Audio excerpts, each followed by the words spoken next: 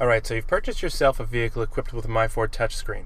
It's a beautiful 8-inch screen, and you might be wondering how to get to even just this first screen. Well, if you're not on the home screen, you can get to it by pressing the home button right here, and that'll access the screen we're currently on. Now right away you're going to see that there's a crosshair in the middle here. You might or might not have noticed it, but it's dividing the screen into 4 quadrants, which means you've got your phone in the upper left corner. By pressing that, you'll access any of the phone commands. Right now it's trying to get us to search for a sync device and pair a phone. We're going to get back out of that menu. We can touch base on that later on. If you go down to the bottom left, and these are always available, no matter which screen you're on. So I'm going to go back to the home screen just so that this might be your starting point. You've got entertainment in the bottom left. That'll bring up any entertainment options, as well as queue up your audio, your AM or FM radio, your Sirius radio, USB devices, anything of the kind, your presets, and a couple of other options. We'll go back to our home menu. Down in the bottom right, you can go to your climate. And if you've noticed that you've got a setup like this, and you've got a couple of buttons and you're wondering why, well, these are just presets and kind of quick shortcuts to anything in one of those 4 quadrants. You'll see in the navigation right now, it's just currently showing a compass, just kind of a shortcut. Down in the climate, it's just showing shortcuts to your heated seats, which you can turn on and off by just pressing the buttons on the main home screen like that. And it's showing you your temperature inside. So it's giving you a little bit from each one of those 4 quadrants. If you actually click into the climate, you're going to see your full climate's layout. You can change anything up in here. If you want to go over to the menu where your navigation is, it's going to queue up your navigation. On this view, the orientation of the map is going to be based on direction. So if you're driving south, the map is going to be facing south as well. So if you need to make a left turn on the map, you're going to see it on the left-hand side. This is a more three-dimensional view, which is going to show you some of the street names as street signs, such as the Kingsway. I'm going to go back to our home menu. One of the common issues that people have asked us while they're dealing with a MyFord touchscreen is how to set their clock. They might find that their clock has gone out, particularly if you don't have the navigation to automatically update it. To set your clock, it's as simple as touching on the clock and then changing it with the plus and minus right here. And there's no saving needed. As soon as you get out of this menu, it's going to save that change that you've made. It's going to show you your temperature up there. It's 2 degrees. And from this point on, we're going to go into a little bit more depth. So if you'd like to, click on any one of the 4 quadrants here, and we'll get a little bit more into detail about them.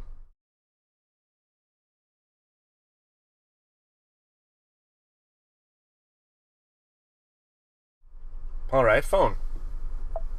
Search for sync on your device. So as soon as you go into the phone menu, it's going to start asking you to sync a phone. It's going to tell you to find sync on your phone and begin the pairing process from your device, and the pin option will appear. So basically what it's asking you is to go onto your phone, turn on your Bluetooth. So that's what we're going to do right now. I'm running an Android device right now. And what we're going to do is we're going to go into settings. We're going to go into Bluetooth. And mine is already turned on. If it's not turned on your device, you can simply just touch it here. It'll turn on. And then what we're going to do is we're going to try to find sync. So I'm going to click at the bottom. It says scan for devices.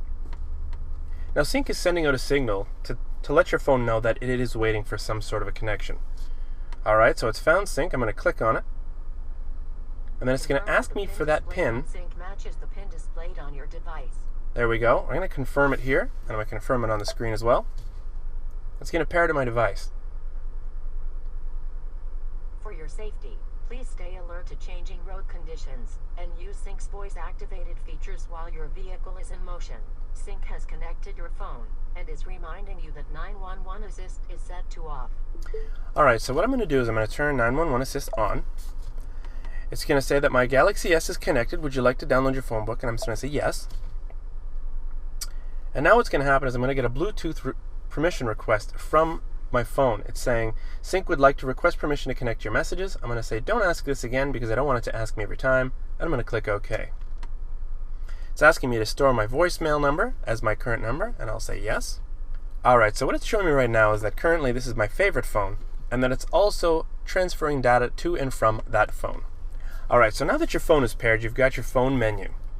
You can go into here, and your quick dial menu will be showing you people that you'd like to call on a regular basis. You can store up to 10 of them, which is a great function. If you go into your phone book, you'll be seeing a list of your contacts, which we won't get into because there's no point to seeing all those. This will show you your call history. If you go into messaging, if your phone is equipped and it does work, you will have the ability to read your text messages. You can get it to vocally read them, but you cannot respond to a text message while driving the vehicle for safety reasons, obviously. So, if we go into our settings, you're going to see Bluetooth devices, and you'll be able to add more devices in here, as you can see. We'll go right into it to show you. So you've got my phone there. If you wanted to add another device, simply click on Add a Device, and it'll bring you through the process again. You can connect up to 20 different devices, and it'll only connect to the one that's set as the favorite. If you want to connect to another one, you can simply go into when this list is here, click on it, and hit Connect. As we're already connected to my phone, we don't have to do that. Alright, entertainment. We're going to press the entertainment button and see what it brings up. Now this is your main entertainment menu. So you've got AM and FM radio, you've got your Sirius, and you've got 3 different channels on there. You've got your CD player, USB, and if you press the down arrow, an interesting menu is Bluetooth stereo, because what this does is it queues up your phone to play its media player, and it'll allow you, without any cables whatsoever, to listen to the music on your phone through your My4 Touch system. And the same with an SD card. If you have an SD card, you can click on this button here, and if you have music on one, you can play the music off of there. The only problem is that you do have a navigation card currently in the SD slot, so you can swap it out if you're not using your navigation and instead listen to your music. Audio video in, another option that a lot of people don't look at, which is basically in your center console you've got these 3 connections. You've got a video and an audio left and right. What this will allow you to do is if you want to sit parked and you're waiting for someone or you're just trying to burn some time, you can always plug in a portable DVD player or any kind of video device, and you can actually connect it and watch your video on this 8-inch screen, which is really nice. Again, if you're trying to burn time or you're waiting for somebody, it happens. Okay, on to climate. Pressing the climate button brings you into the main climate area. You can control your temperature right here. You can control the passenger's temperature over here. You've got my temperature, which is automatically set based on whatever you'd like. If you'd like to set your my temperature to be something lower, what I'll do is here, I'll manually bring it down with the other control so my hand's not in your way. Let's say I want my temperature to be 20. Set the temperature to 20, you can do it here as well. Press and hold my temperature. And now it's got my temperature stored. So now anytime you get into your vehicle, no matter what the temperature might be, we'll set it up a little bit, hit my temp, it'll bring you right to 20 automatically. What you're going to notice is that it says auto right here, and it's outlining the box around your fan controls. If you select one of those manually, like say I want it on my face, it'll turn the automatic off because it's no longer controlling that. I'm manually doing it myself, along with the fan speed. If I do set it to automatic, you'll see that there's an auto that's going to select around both of them. So it's now controlling automatically the fan speed and where it's going to be blowing the air. You've got your simple commands down here at the bottom. You've got your rear defrost, your defrost mode, your rear defrost mode, an automatic mode, your air conditioning. You can turn on max air conditioning, which is going to basically recirculate the air automatically and blast it into the interior of the vehicle. Alright, on to navigation then. Now, this little icon here is showing a north up mode. If I press it, you're going to see it's changing to directional, which means now the map is going to be showing me what's in front, and it's going to move with the direction of the vehicle. So if I need to make a left turn up ahead, it's going to show it on the left and a right turn on the right. I find this one the most simple to use, and a slight variation of that, it's going to tilt the map just a little bit more, and it's going to show you road names. It's still facing with the direction of the vehicle. Press it a third time, and it'll revert back to the default view. This view here is basically just going to split your screen, and it'll show you the directions that you're supposed to be taking on the right hand side. Press it again and you can turn it off. You've got your zooming in and out controls here. I'm going to leave it on automatic. It's going to adjust itself based on the speed that you're driving.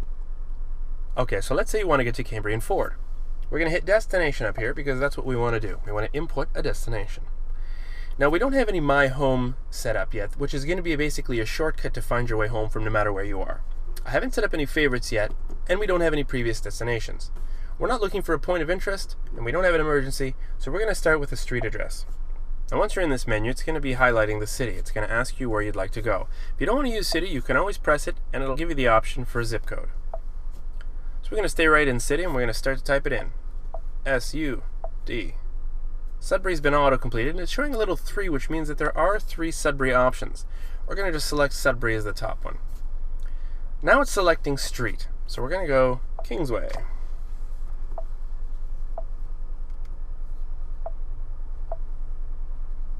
Alright, it's auto-completed the Kingsway. Now it says again, you've got 2 options here. We're going to go Kingsway Road. Now it's looking for the number, which is 1615. Now I'm going to click Go. Alright, now it's showing me where we are, and it's showing us where we're going to be headed. Now, we're in the parking lot for Cambrian Ford right now, so this isn't really an efficient use of the navigation system. So, now what's going to happen here, whether you do this way here through using the commands on the screen or you do voice commands, it's going to tell you that you have to set it as your destination. As you can see, it's not giving us any route guidance yet. So right here, we can either set it as your destination, set it as a waypoint as you're going to another destination, or you can save it to your favorites. I'm going to set it as a destination. Now that the route is confirmed, it's telling you to obey traffic regulations, and then you can follow the highlighted route to wherever you're going. It's a little confused right now because it's not sure where we are exactly. We're not exactly on a road, we're in a parking lot off the side of the Kingsway. Nonetheless, that's where we are. It's going to tell you how far you have to go, which is about 250 meters, and it's going to take us no time to get there. That's the best case scenario. Alright, so what we're going to do is I'm going to go into destination again, and I'm going to cancel that route. Yep. What else is in the destination menu? Well, you've got favorites. There may be that favorite person that you like to go see, or a business, or possibly work. You can always just click add and go through the destination menu again to add another one. Previous destinations is exactly what it says. It's going to show you where you've been, and you can simply select one to go there again. A point of interest. Now this is an interesting one. If you're looking for fuel possibly while driving down the road, and I mean, you've always got a scroll menu, so you've got plenty of options down here. So let's say we are looking for fuel. We're running a little low. It's going to ask us, where are we going to look for fuel? Well, it's going to look nearby because that's the most practical choice. If you need gas, you need it now. There we go. We've got a Mr. Gas, which is 1.7 kilometers from here. Click on it. Very simply, it's going to give us directions to that gas station. So that's a basic idea of how to use your MyFord touchscreen. If you have any other questions about this, feel free to ask us. You can find us on Twitter @CambrianFord and on our Facebook page. Thanks for watching our video, and if you'd like to subscribe to our YouTube channel, feel free to do so. We'll be posting videos just like this one in the future. Thanks a lot, guys.